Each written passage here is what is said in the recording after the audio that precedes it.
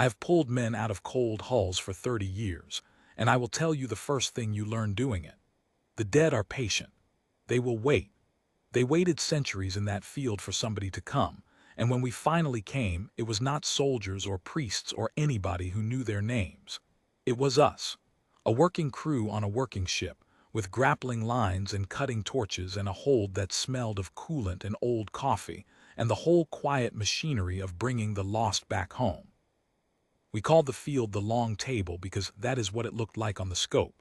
A flat smear of wreckage drifting slow around a dead star, spread out the way plates and bones get spread out after a feast nobody survived. Some old war fought before any record we carried. 2 fleets had met there and neither had left. The hulls had been turning in the dark ever since, cold and silent, full of people who never got carried anywhere. We did not know whose war it had been. We did not need to. The contract said recover what is recoverable, identify what can be identified, log the rest, and bring the dead in for return where return is possible. That was the whole of it. That is the whole of what the cairn was built to do. The cairn was not a pretty ship. I want to be plain about that because of everything that came after. People have a way of imagining her like something off a recruiting poster, all hard angles and menace. She was a recovery hull, a workhorse, 300 meters of patient ugly muscle.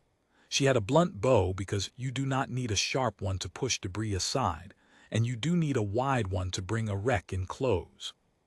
She had grapple arms the length of a cathedral nave, and tow spools that could pay out kilometers of line, and a midships bay big enough to swallow a destroyer and close the doors. She was scarred all over from the work, soot and char, and the long bright scratches where wreckage had dragged down her flanks.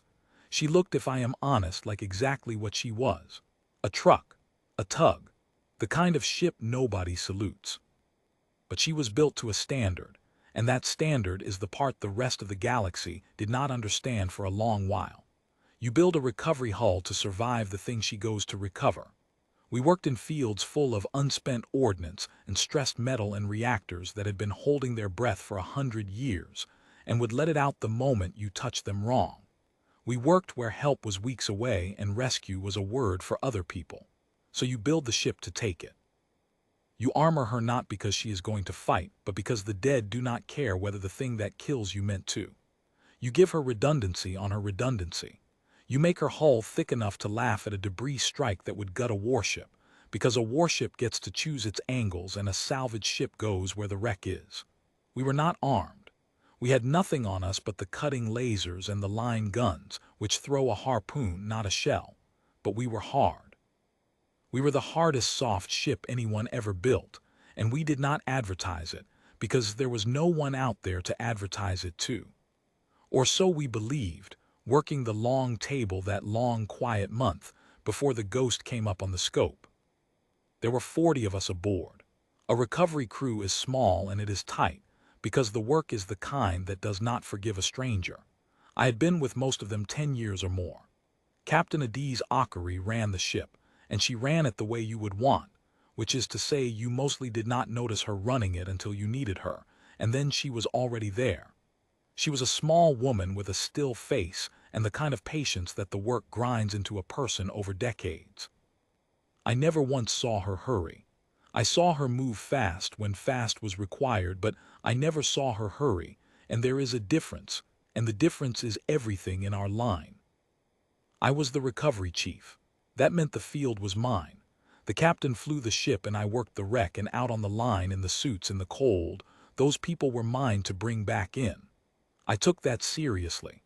You learn to. The first crew I ever served with lost 2 hands to a reactor flare because the chief at the time was the kind who hurried, and I swore I would not be that, and mostly I have not been. The work goes slow and it goes by hand more than people think.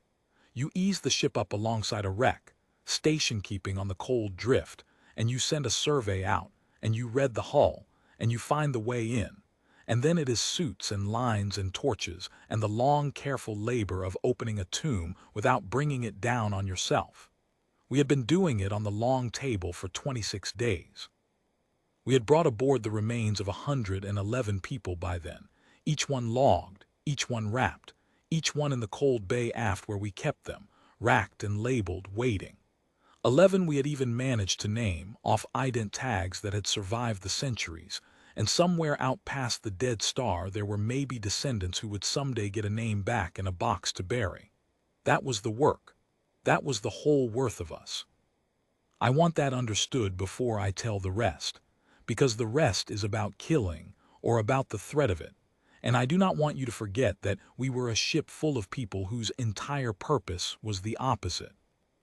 The ghost came up on the long scope on the 27th day. A contact at the edge of the field, drifting and slow, running cold the way we ran cold, which is to say running quiet, not announcing itself.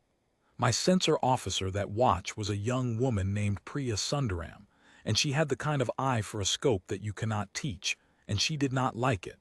She said it without raising her voice. She said, "Chief, I have got something coming in along the rim, and it is not debris, and it is keeping the wrecks between it and us." That last part is what made the back of my neck go cold. Debris does not keep the wrecks between itself and you. A scavenger does. A predator does. Anything with an intention does. I went up to the bridge. Captain Akari was already in her chair, which is what I mean about her being there before you needed her. She had the contact up on the main plot, and she had brought the ship to quiet stations without a single alarm, just the soft word passed hand to hand through the decks the way we did things. We watched the ghost come in. It was patient. It used the field like cover, slipping from wreck to wreck, closing the range a little at a time, the way you stalk something you mean to take alive. After an hour we had enough of it to see a shape, and the shape was a ship, and it was a ship like nothing in our books. It was beautiful, which I will admit surprised me. We expected scavengers to be ugly like us. This thing was not ugly. It was long and bladed and fared smooth, a dark hull with a sheen to it like beetle shell, and it carried its weapons openly, which we understood at once even though we had never seen weapons like them, because there is a language to a weapon that crosses every line a species can draw. It had spinal mounts. It had broadside emplacements. It moved with the unhurried confidence of a thing that has never had to ask permission, and it was coming for us, and there was nothing whatever we could do to stop it from arriving. I remember the captain looking at it for a long moment, and then saying, quietly to nobody, "Well, there it is," as if she had been expecting it her whole career and only now learned its face. We did the only thing we could do, which was the right thing, which was to keep working and to talk. We sent a hail. We sent it in the open on every band we had, the standard contact package, the mathematics first and then the slow build of a shared vocabulary, the whole patient architecture that people had built up over a long time for exactly this moment, and that we had all of us trained on and none of us ever truly believed we would use. First contact. The two words every crew jokes about and nobody expects. We sent the package out into the dark toward the beautiful bladed ship, and we kept the grapple arms still and the line guns cold and the cutting lasers safed. Every gesture we could make that said, "We are not a threat. We are not a threat. We are only here for the dead." They did not answer the package. They answered after a while with a scan. I have been scanned 1,000 times by buoys and by patrol and by our own survey gear, and it is nothing. It is a touch you do not feel. This was not that. This was a thing you felt in your fillings. They lit us up with everything they had, active and hard and contemptuous, the way you shine a light in the eyes of something you have cornered, not to see it but to make it know it is seen. They washed the cairn bow to stern in it, and they held it, and I understood, standing on the bridge with my teeth aching, that they were not assessing a pier. They were appraising stock. They were reading our hull and our mass and our drives and our cold, quiet running, and they were putting a number on us, and the number was small. Then they spoke. It took our translators a few minutes to build the bridge, and what came across was rough at first, but it firmed up fast, and I have never forgotten the shape of it because it told us everything about who they were before we knew their name. They did not greet us. They did not acknowledge that this was a meeting of two peoples who had never before laid eyes on one another, the rarest thing in any life, the thing the contact package was built to honor. They issued a citation. That is the only word for it, a citation. The voice that came through was flat and administrative and utterly certain, and it informed us that we were conducting unlicensed reclamation within a designated concession of the Vusk Reclamation Authority, that the wreckage of the field was registered salvage under authority charter, that our presence constituted poaching under several articles it cited by number, and that we were to power down, stand off from the registered salvage, and present our hull for assessment and seizure. It said all of this the way a clerk reads a violation. It did not threaten us. You do not threaten stock, you process it. The captain answered with a courtesy I am not sure I could have managed. She identified the cairn, identified our purpose, explained in plain terms what we were doing, that we were a recovery vessel, that the field held the dead of a battle centuries old, that we made no claim on the wreckage as salvage but were here to recover remains for return, and that we welcomed contact and meant no offense and would gladly discuss the matter of the field. She offered, if the authority claimed the metal, to take only the dead and leave every gram of salvage behind. She offered them the whole feast and asked only for the bones. There was a pause, and then the Vusk answered, and I heard, for the first time, the thing underneath the citation, the thing that was the real shape of them. They did not believe us. Not exactly. It was worse than disbelief. They could not fit what the captain said into the world as they understood it. The voice came back and it had changed. It had a thread of something in it now that the translators rendered as a kind of weary contempt, and it told us, in effect, that we should not insult the authority with a story. That every scrap species the authority had ever encountered claimed some higher purpose to disguise its poaching. That the field was rich, that we had been picking it for many of their cycles, that they had watched us, and that the dead were not currency and no people crossed the dark for the dead being worth nothing, and so our claim was transparently a lie meant to soften the seizure. They told us they understood scavengers. They had a long history with scavengers. They were, after all, the masters of reclamation in this whole reach of stars, and a scavenger that worked another reclaimer's field, and then claimed it was there for sentiment, was simply a scavenger that had not yet learned its place. I want to make you understand the Vusk, because they were not stupid and they were not, in the simple sense, cruel. They were the product of a long evolution and a longer history, and both had taught them the same lesson over and over until it was bone deep. They had come up as predators, on a world where the difference between the eater and the eaten was settled fast and settled hard, and they had carried that arithmetic up into the stars with them and built a civilization on it. Strength was real and weakness was real, and the line between them was a thing you established at the first meeting and then maintained. A species that built warships was a species you negotiated with. A species that picked through the dead for metal was prey that had not yet been caught. They had met many peoples. They had a whole taxonomy of them, ranked and filed, and the ranking decided everything. And they had scanned the cairn, our blunt, ugly truck of a ship, our soot and our scars and our cold, quiet drives, and they had filed us, and the file said scavenger, the file said beast of burden, the file said prey, and once a thing is filed for the Vusk it is very, very hard to refile it. That was the whole of what was about to go wrong. That was the entire engine of it. They had decided what we were before we said a word, and we had said our words, and the words did not match the file, and rather than question the file, they questioned the words. That is a kind of pride that runs so deep it stops looking like pride and starts looking like physics. Captain Akari tried again. She did not argue. Arguing would have been beneath her and it would have fed them, because to argue is to ask, and you do not ask a predator for anything. She simply restated plainly what we were and what we were doing, and she added one sentence that I think she chose with great care. She said, "We will finish recovering our dead and then we will leave your field." She did not say with your permission. She did not say if you allow it. She stated it as a fact about the future, the way you would state the orbit of a moon, and then she closed the channel, and she turned to me and she said, "Chief, how many are still out there?" I told her. We had a partial survey of a heavy wreck 2 kilometers off, a big armored hull we had cracked the day before, and the survey said there were at least 19 aboard, and we had a recovery team already out, suited on the line, working the breach. 19 people in the cold dark waiting for us to carry them in. 19, and we had reached them. We were inside. We were that close. The captain looked at the Vusk cutter on the plot, beautiful and bladed and bristling, and then she looked at the wreck 2 kilometers off and she said, "Bring our people back to that breach and keep them working. We do not stop." And then she said the thing that I have carried since, the thing that was, I think, the moment the whole future turned, though none of us knew it. She said, "They have decided we will run, so we will not run. We will work. Let them watch us work."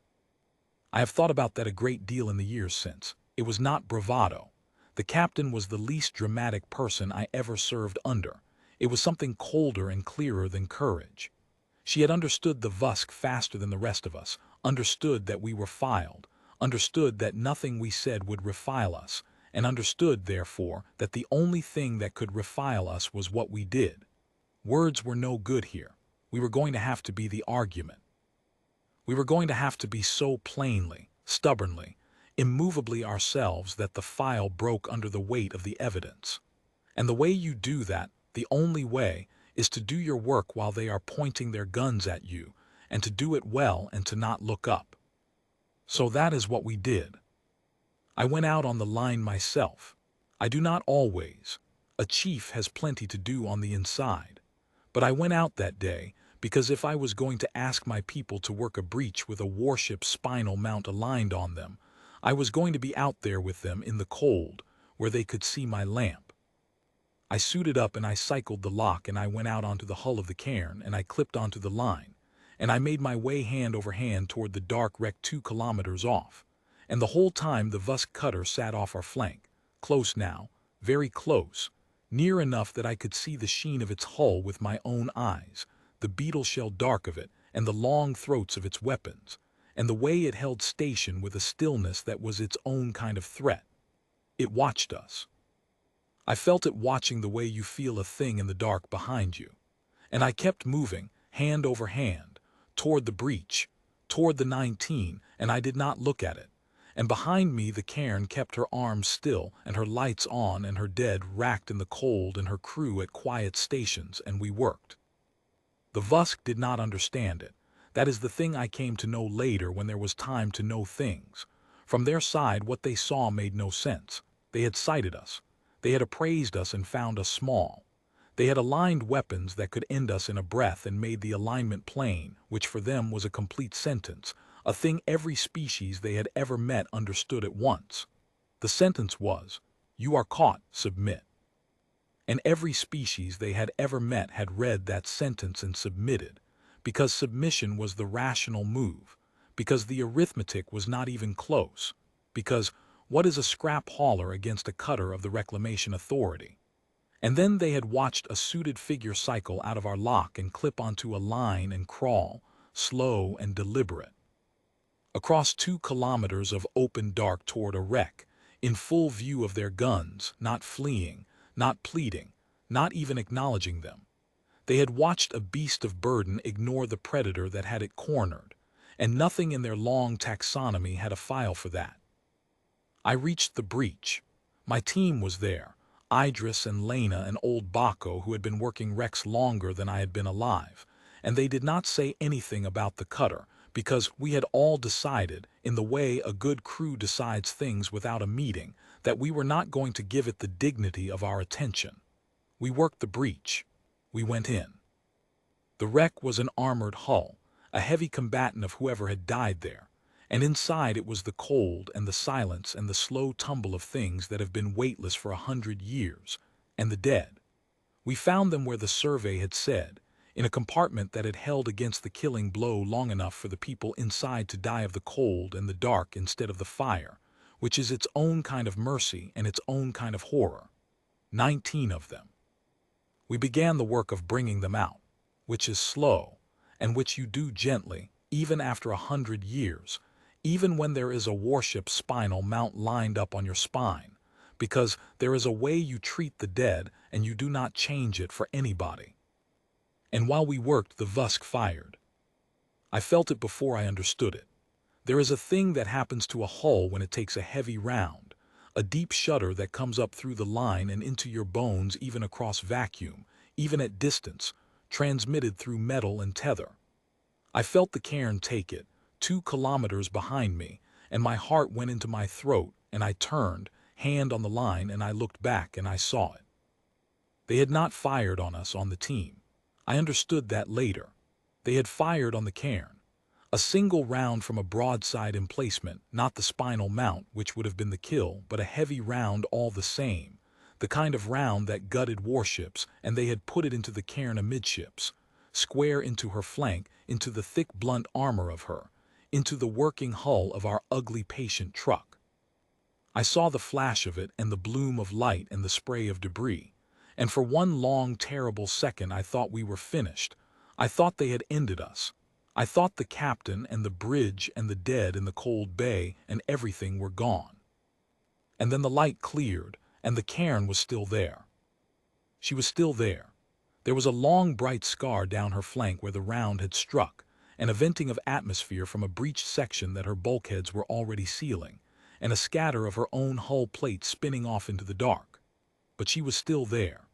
The round had hit our oldest, hardest armor, the deep belt we carried not to fight but to survive the work, and the work had built that belt to survive things, and it had survived this.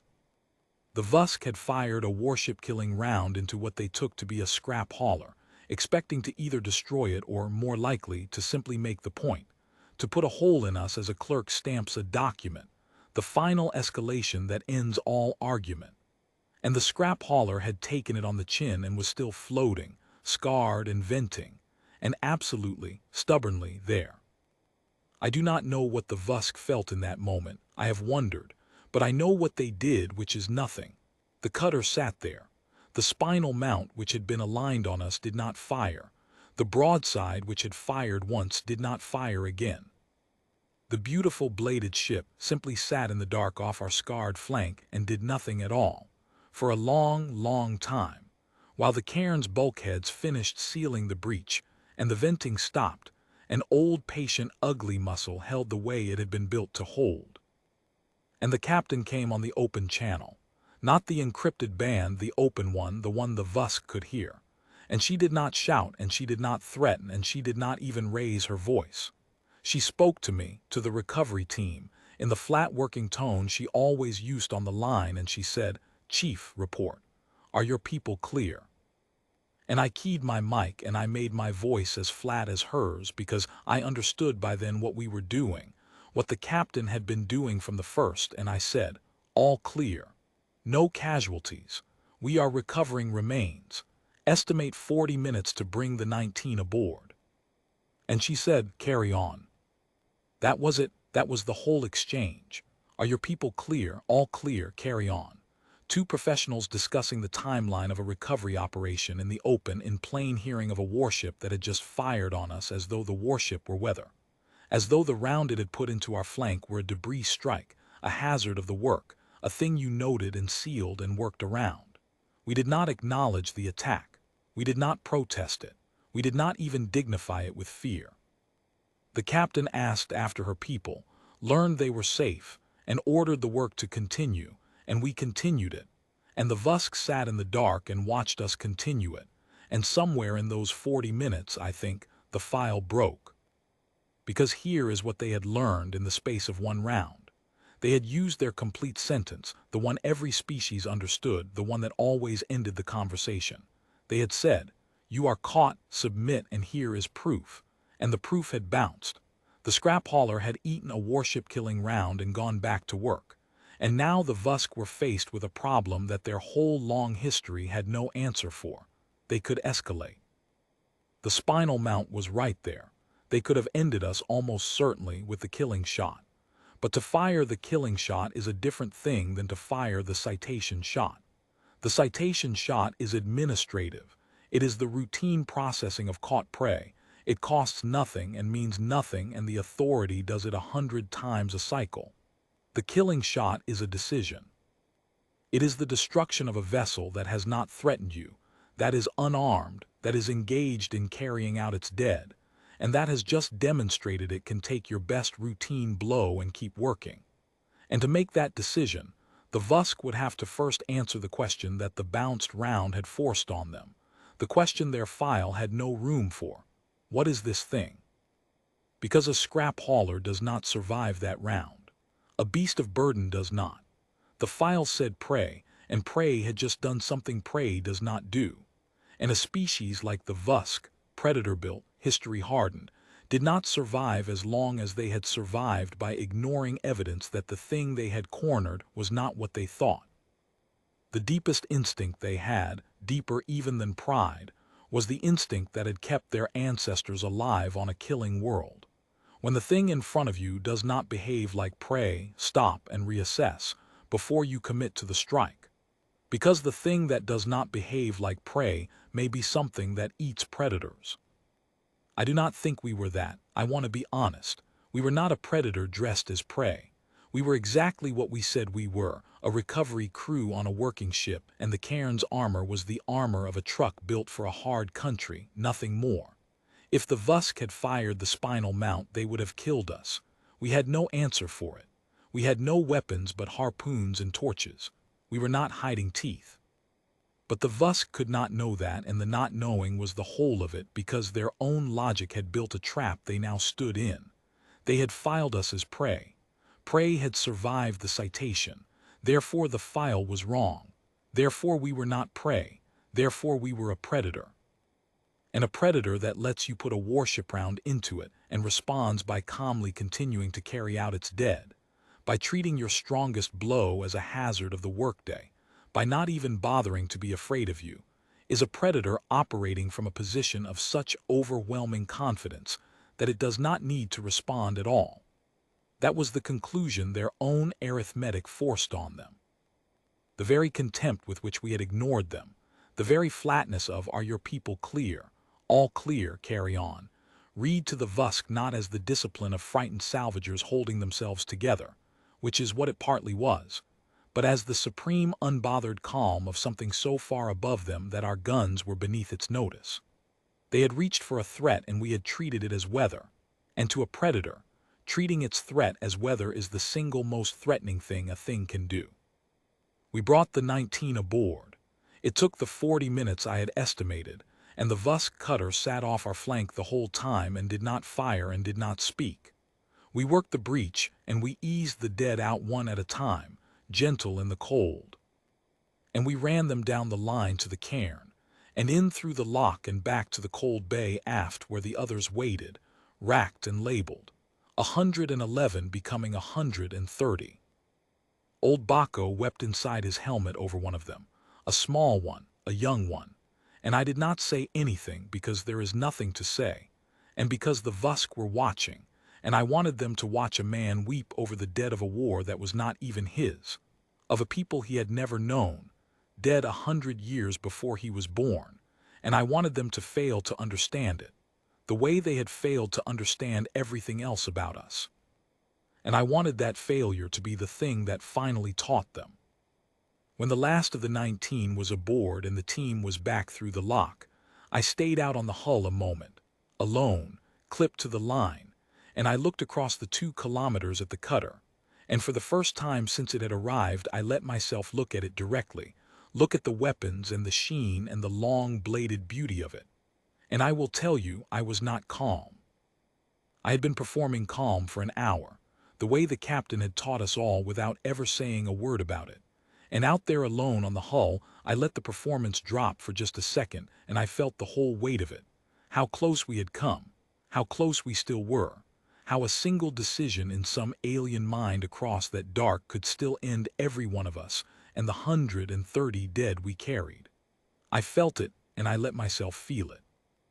And then I packed it away because the work was not done, and I cycled back inside, and I went up to the bridge. The captain was where she always was. She had the cutter on the plot. She had the scar down our flank on the damage board and the sealed section and the casualty count, which was still 0. She looked at me when I came in, and she did not smile, but something in her face eased a fraction, which from her was a great deal. And she said, "How are the 19?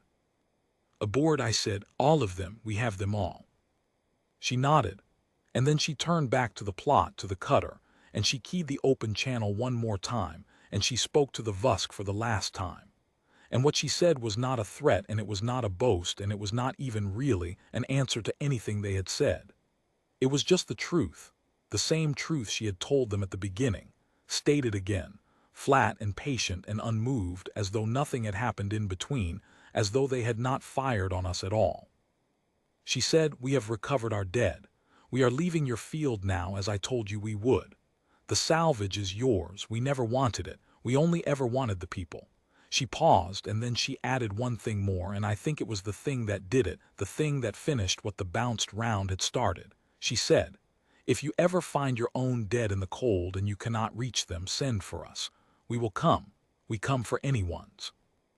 And she closed the channel, and she gave the order, and the cairn came about, slow and blunt and scarred, and we lit our drives and began to pull out of the long table the way we had come, unhurried, the dead racked aft in the cold, and the Vusk cutter watched us go. It did not fire. It did not sight us again. It did not move.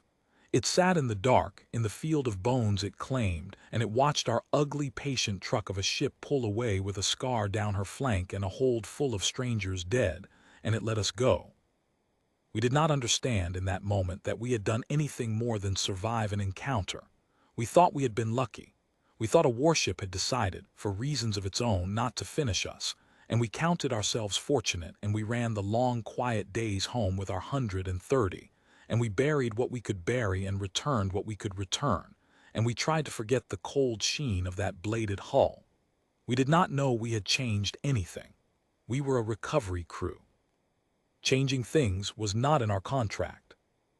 It was years before we learned the size of it. The diplomats learned it first, the people whose job it is to learn such things, and it came back to us slow in pieces, the way news comes to working crews. The Vusk had filed a report. Of course they had. They were a ledger cast, they filed everything. And the report had gone up through the Reclamation Authority, and the authority had not known what to do with it, because the report described a thing that could not be, a scrap hauler that ate a warship round and did not break, crewed by a species that treated a cornering predator as weather and crossed the dark for nothing but the dead. And the authority, being a ledger cast, did the thing a ledger cast does with a fact it cannot file. It escalated it. It sent the report up to the ones above them, and those ones sent it higher, and somewhere very high in the Vusk, in the cold rational summit of them, someone read the report of the cutter that had sighted a scrap hauler and fired on it and watched it survive and let it go, and that someone made a decision that rewrote the file for an entire species. They decided not to press us. That is the whole of it.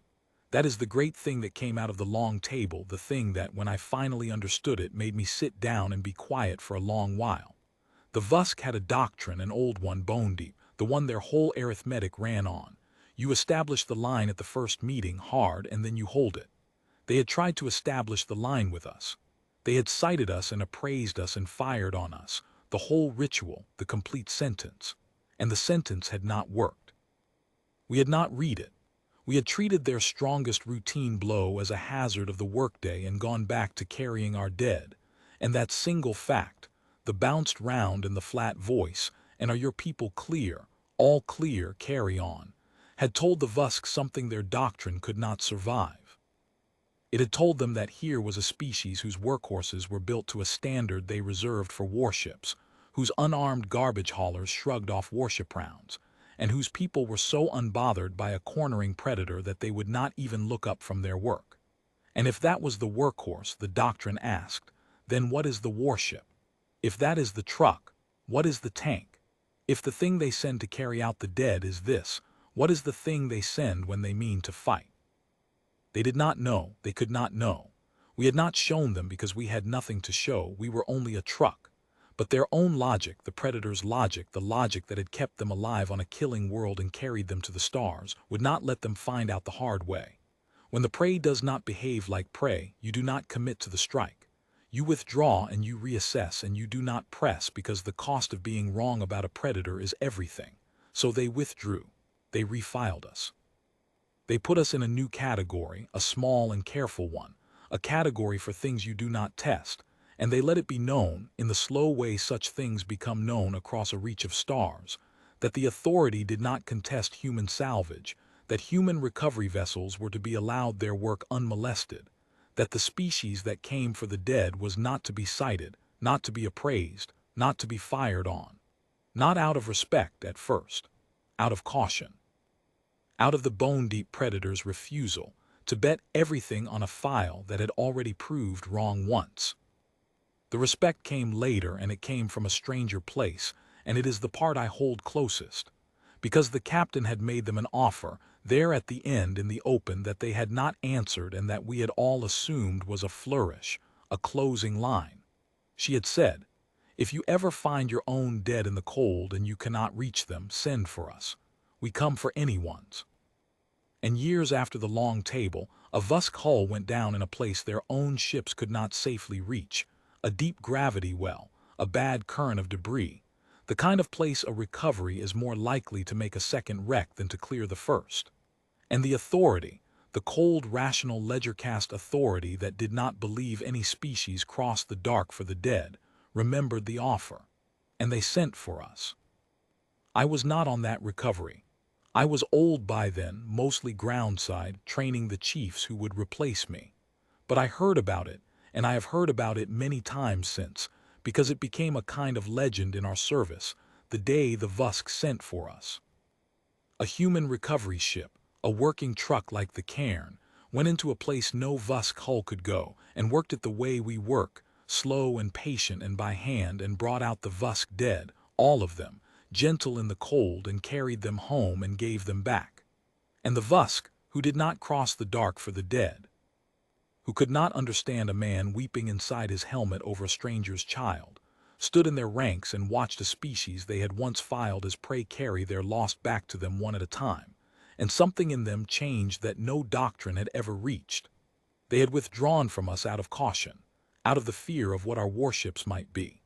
They came to honor us out of something else entirely, something they had no file for and had to build a new one to hold.